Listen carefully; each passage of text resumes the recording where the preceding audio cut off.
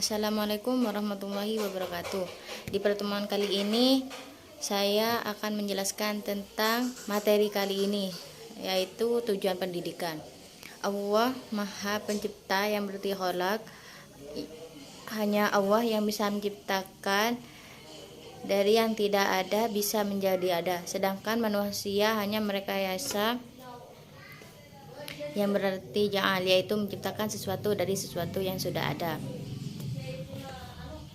Berdasarkan ayat dalam Al-Quran surat Az-Zariyat ayat 56, makhluk berakal yang menciptakan Allah hanya dua, yaitu jin dan manusia. Maksud Allah menciptakan jin dan manusia adalah agar mereka beribadah kepadaku. Pesan itu segera dipedulikan, ialah untuk kebaikan manusia juga. Hal itu dikarenakan bahwa di dalam ibadah terkandung manfaat yang besar bagi manusia. Ibadah itu akan dibalas berlipat ganda oleh Allah, dan orang yang beribadah akan disayanginya. Bagi Allah tidak ada kerugian apapun seandainya seorang atau seluruh manusia ingkar kepadanya. Yang akan rugi justru manusia itu sendiri. Dari pesan Allah tersebut bahwa tujuan pendidikan ialah membentuk manusia yang berdedikasi itu, yaitu manusia yang bekerja untuk kebaikan, giat, semangat, penuh tanggung jawab, tidak mengambil muka karena ia mempersembahkan kerjanya demi Allah. Hanya dikasihlah yang akan membawa kemajuan. Sedang mementingkan diri sendiri akan merugikan masyarakat, dan pada gilirannya cepat atau lambat dan merugikan dirinya sendiri juga. Jadi orang yang berdedikasi untuk Allah memperoleh keuntungan di dunia sebagai imbalan jasanya, dan di akhirat dalam bentuk pahala dari Allah sebagai tiket untuk masuk surga. Seperti itu.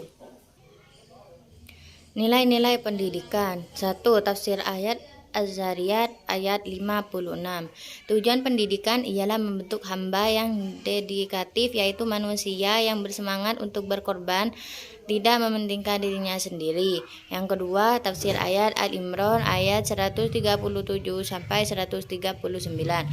Mendidik pelajar untuk mengindahkan hukum-hukum alam dan hukum-hukum sosial yang diciptakan Allah. Hukum itu ialah bahwa siapa atau komunitas yang mematuhi nilai-nilai moral yang digariskan Allah akan bahagia, dan siapa komunitas yang selalu melanggar nilai-nilai itu akan celaka. Mendidik anak merasa bisa, percaya diri, optimis, inovatif. Sifat-sifat itu sangat menentukan bagi keberhasilan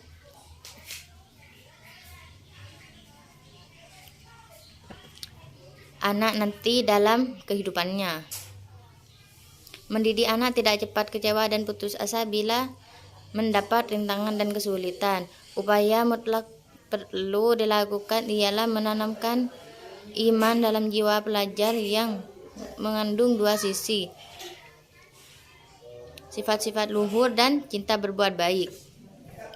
Yang ketiga, tafsir ayat Al-Hajj ayat 40 sampai 41. Membangun iman yang kuat sehingga dapat dipercaya, kerelaan membela kebenaran, melindungi agama-agama dan rumah-rumah ibadah. Bila sudah berkuasa atau jaya, tetap taat beribadah, perhatian pada kesejahteraan masyarakat, dan membina moral masyarakat. 4. Tafsir ayat Al-Fat ayat 29. Meyakini dengan kuat bahwa tidak ada Tuhan selain Allah dan Muhammad adalah Rasulullah. Lalu karena itu manusia selalu berkeinginan berbuat baik, memiliki sikap toleran terhadap non-muslim dan sikap solidaritas terhadap sesama muslim, lalu menjadi pelapor perdamaian dan kerjasama, menanamkan cinta ibadah dan merasakan manisnya ibadah, lalu mempraktekkan nilai-nilai ibadah dalam kehidupan sehari-hari, menciptakan bibit-bibit atau kadar-kadar pejuang kebenaran yang tangguh sehingga mampu meninggikan harkat kaum muslimin dan umat manusia. Yang C, implementasi nilai dalam pendidikan. Tafsir ayat Az-Zariyat ayat 56 menumbuhkan keimanan bahwa hidup sekarang akan berlanjut dengan kehidupan abadi di akhirat. Modal untuk dapat bahagia dalam kehidupan abadi itu ialah cinta, kerja, dedikasi, serta ketulusan atau keikhlasan. Pendekat itu dapat dilaksanakan dengan metode kisah figur-figur pejuang kemanusiaan.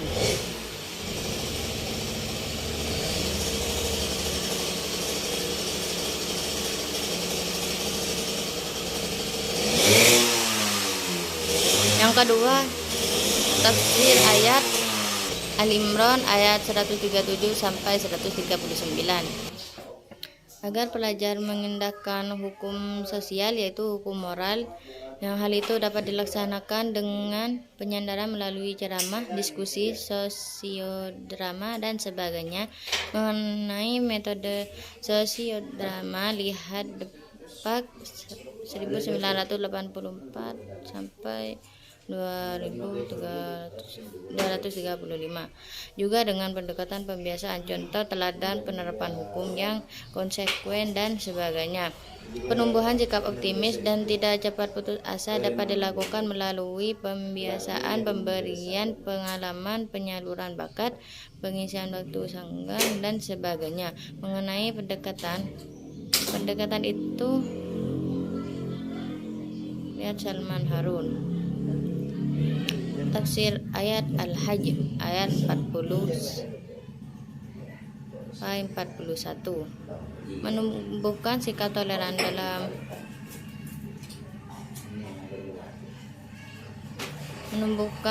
toleran dapat dilakukan dengan penyandaran pandangan bahwa manusia mulia di sisi Allah karena sama makhluk Allah.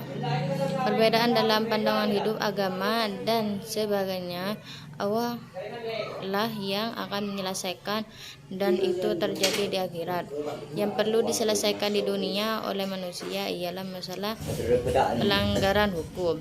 Pendekatan itu dapat ditempuh melalui nasihat, keteladanan, penerapan hukum, cerita, pembiasaan, pemberian pengalaman dan sebagainya. Pelaksanaan dapat ditempuh dengan berbagai metode, ceramah, diskusi, eksperimen, pemberian tugas kerja kelompok dan sebagainya.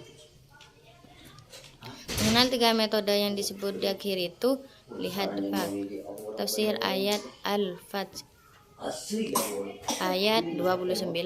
Menanamkan sikap tauhid dapat ditempuh dengan pendekatan zikir dan pikir sebagaimana digariskan dalam Quran Al-Imran ayat 191, yaitu dengan mendalami sifat-sifat Allah dan Al-Quran, kemudian mempelajari